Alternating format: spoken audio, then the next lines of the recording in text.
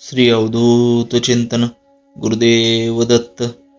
दिगंबरा दिगंबरा श्रीपाद वल्लभ दिगंबरा. मागील 2 अध्यायामध्ये आपण एक साधा नामधारक गुरु भेटीच्या तळमळीने इकडे तिकडे फिरत असतो आणि त्याला सिद्ध हे जे गुरूंचे शिष्य होते त्याला भेटतात आणि त्याला योग्य ते मार्गदर्शन करायला चालू करतात. हे आपण पाहिलं. या अध्यायामध्ये नामधारकाची गुरुनिष्ठा कशी वाढवावी, त्याचे कार्य काय असेल आणि गुरु हेच साक्षात त्रिमूर्ती आहेत हे पटवून देतं. या दरम्यानच अंबरीशाची कथा ही आपल्याला ऐकायला मिळते की ज्यातून आपल्याला हे समजते की भक्तासाठी ईश्वर कसे वेगवेगळ्या स्वरूपात येतात आणि भक्ताचा उद्धार करतात. तर चला सुरू करूया अध्याय क्रमांक 3, अंबरीशाची कथा.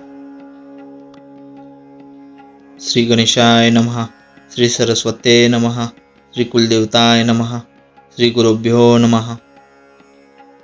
हे सिद्धमुनी, आपला जय जयकार असो. आपण आम्हाला भवसागर पार करून देणारे आहात. पण माझ्या मनातील संशय दूर केलेला आहे.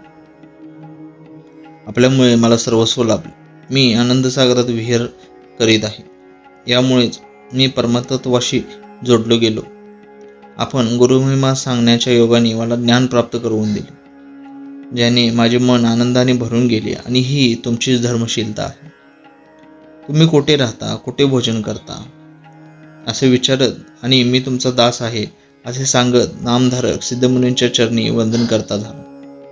तेव्हा कृपाळू सिद्धमुनींनी त्यास आलिंगन दिले, आशीर्वाद दिला आणि आपला वृत्तांत कथन करण्यास सुरुवात केली. ज्या स्थानी श्रीगुरु होते तेथेच माझा निवास होता आणि श्री गुरु स्मरण हाच माझा आहार. श्री गुरुचरित्र महिमा माझ्यासाठी अमृता समान असल्यामुळे त्याच्या केवळ सेवनानेच मी तृप्त होतो असे सांगून सिद्धमुनींनी नामधारकाला ग्रंथ दाखवला. या श्री गुरुचरित्राचे श्रवण केले असता भोग, मोक्ष, परमार्थ आणि सर्व इच्छा प्राप्त झाल्याने मन तृप्त होते. धनाची अपेक्षा असणारेच धन, त्याचप्रमाणे पुत्र, पौत्र आणि गोधन ज्ञानाचीही प्राप्ती होते. जो कोणी भक्तिभावाने श्री गुरुचरित्राचा सप्ताह करेल त्याच्या इच्छा तात्काळ पूर्ण होतील. तसेच निपुत्रिकास पुत्रलाभ होईल. ग्रहपीडा, रोग, व्याधी याची बाधा होणार नाही. तसेच कुठलेही वृत्ताबंधन असल्यास त्यापासून मुक्तता होईल. या ग्रंथाचे श्रवण करणारा ज्ञानी आणि शतायुषी होईल. जो या ग्रंथाचे श्रवण एकाग्र चित्ताने करेल त्याचे ब्रह्महत्येसारखे भयंकर पापही नष्ट होईल. हे ऐकून नामधारक सिद्धमुनींना नमस्कार करीत म्हणाला, स्वामी कृपानिधी, मला तारावे. केवळ साक्षात्कारामुळे आपली भेट घडली. आपण जगाला मार्गदर्शन करणारे प्रकाशमयी आहात. माझ्या मनात श्री गुरुचरित्राचे श्रवण करावे अशी पूर्वापार इच्छा होती. तहानेने वाकवलेला एखादा वाटसरू रस्त्याने चालला असता त्याला अचानक कुणीतरी अमृत आणून द्यावे, जसे आपण मला भेटलात. कृपया मला गुरुमहिमा सांगावी. रात्री काळोखी अंधार पसरला असता सूर्योदय व्हावा तसे तुम्ही करावे. त्यावर सिद्धमुनींनी शिष्याला अभयदान दिले आणि ते दोघेही एका अश्वत्थाच्या वृक्षाखाली बसते झाले आणि नामधारकास ज्ञानोपदेश करू लागले. तुला गुरुसेवेचे महत्त्व ठाऊक नाही, हेच तुझ्या दुःखाचे मूळ आहे. म्हणूनच तुला चिंता आणि क्लेश यांनी घेरलेले आहे. गुरुला जाणून घेण्यासाठी सर्वप्रथम आपले आचरण तपासून घ्यावे, त्यास योग्य तसे बनवावे, मनात दृढ भक्ती निर्माण होऊ द्यावी आणि त्यानंतरच श्रीगुरूंचे रूप जाणावे. सिद्धमुनींची हे बोलणे ऐकून नामधारक आनंदित होऊन करुणामय वचनांनी मुनींना वारंवार वंदन करता झाला. मुनिवर, मी या संसार सागराच्या मध्ये बुडालो आहे. विविध तापाग्नीमध्ये हरपलो. क्रोधरूपी जलचरांनी माझ्या देहाचे लचके तोडले आणि मी अज्ञानाच्या जाळ्यामध्ये गुरफटत गेलो.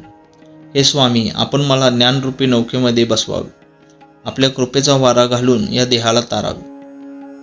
अशा प्रकारे मुनींच्या मनातील कृपादृष्टी जागृत होईल असे भाषण करून नामधारक सिद्धमुनींच्या चरणी नतमस्तक झाले.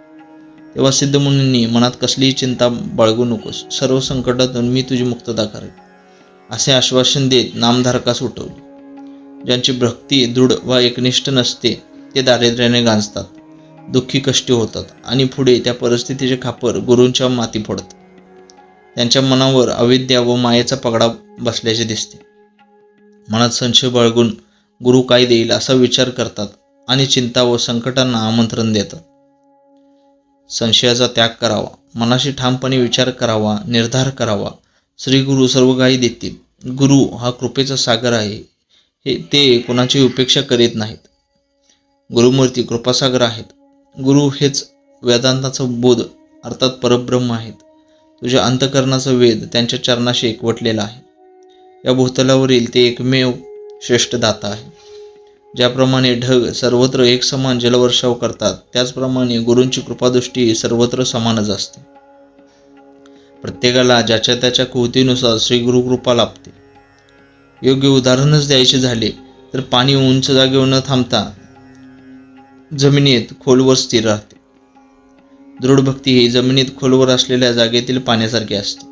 मात्र दांभिकता ही उंचवट्यावरील जागेसारखी आहे. म्हणून शरीर, वाणी आणि मनाने श्री गुरुचरणांशी एकनिष्ठ राहावे.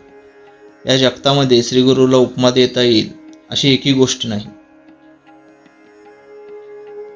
त्यांचे आशीर्वाद रूपी हात त्यांनी आपल्या मस्तकावर केवळ ठेवल्यानेच आपण परब्रह्म स्वरूप होतो. गुरूंना कल्पवृक्षाची उपमा द्यावी तर कल्पवृक्षही आपण मागावे तितकेच देतो. मात्र गुरु आपण न मागितलेलेही देतात. श्री गुरु हे कामधेनू आहेत.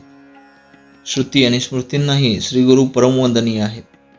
तेव्हा मनातील शंका व संशय दूर सारून श्री गुरुचरणांशी भक्तिभावाने एकरूप व्हावे. हे ऐकताच क्षणार्धात नामधारकाने श्री गुरूंना वंदन केले आणि विनम्रपणे हात जोडून तो विनंती करता झाला. हे गुरु, सिद्ध, योगेश्वरा, हे कामधेनू, हे कृपासागरा, मी आपला सेवक आहे. कृपया माझी ही विनंती ऐकावी.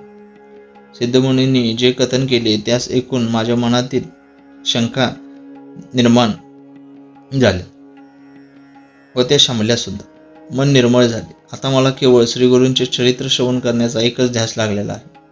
श्री गुरु हे ब्रह्मा, विष्णू, महेश असे त्रयमूर्ती आहेत असे ऐकले आहे. मात्र ते मानव रूपाने अवतार का घेते झाले याविषयी सविस्तर सांगावे असे म्हणून नामधारक सिद्धमुनीस वंदन करू लागले. त्यावर ते योगेंद्र म्हणाले, हे शिष्यवर, तू पूर्ण चंद्रासारखा आहेस. तुझ्यामुळे माझ्यातील बोधरूपी सागराला उधाण आलेले आहे. आता तुला अवर्णनीय असे श्रवणसुख लाभेल. तुझी गुरुसेवा फलद्रूप झाल्याने तुला परब्रह्माची प्रचितीही आता लवकरच येईल. मी पृथ्वीवर सर्वत्र फिरता झालो, मात्र श्री गुरुचरित्र ऐकण्याची बुद्धी कुणासही झाली नाही.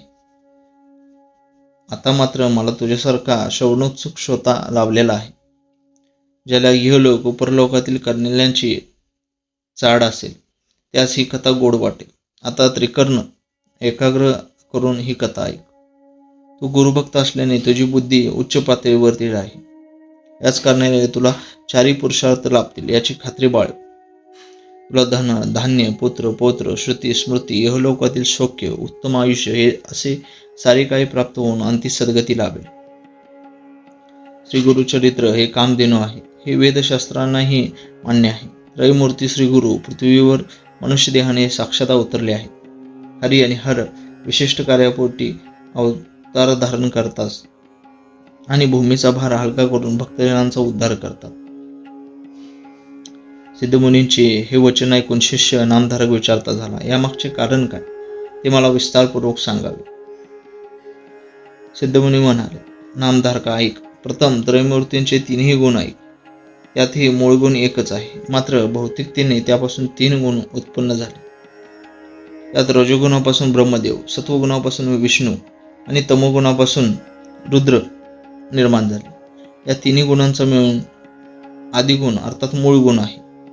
ब्रह्मा सृष्टीची रचना करतात, विष्णू सृष्टीचे पालन पोषण करतात आणि रुद्र प्रलय करतात. असे या 3 मूर्तींचे 3 गुण आहेत. मात्र हे तिघे एकमेकांपासून कधीही अलग होत नाहीत.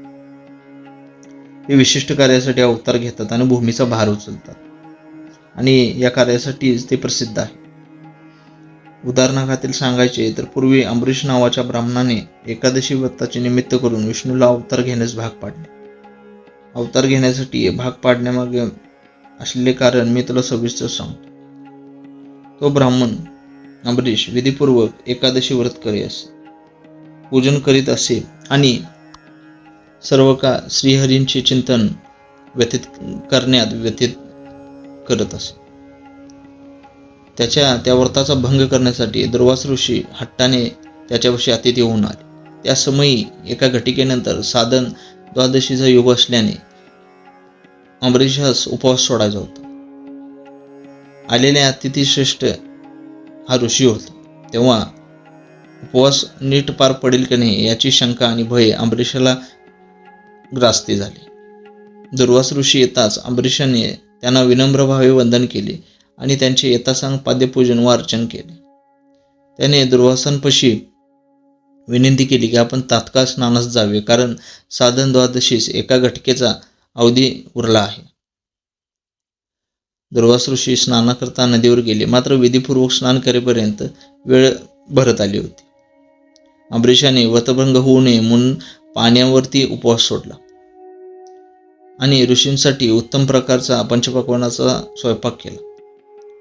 तोपर्यंत दुर्वास ऋषी तिथे आले आणि अंबरीशाच्या चेहऱ्याकडे पाहत म्हणाले, अरे दुष्ट आत्म्या, अतिथीला सोबत न घेता भोजन केलेस. ऋषी क्रोधयुक्त शापवाणी उच्चारणार इतक्यात अंबरीशाने विष्णूचा धावा केला. तेव्हा भक्तांचा कैवारी विष्णू तात्काळ वैकुंठ सोडून राजापाशी पोचला. नारायण भक्तवत्सल असल्याने तो शरणागतांचे रक्षण करतो. गाय जशी वासरासाठी धाव घेते तसा तो भक्त रक्षणार्थ धाव घेतो, असे पुराणेमध्ये दाखले आहेत.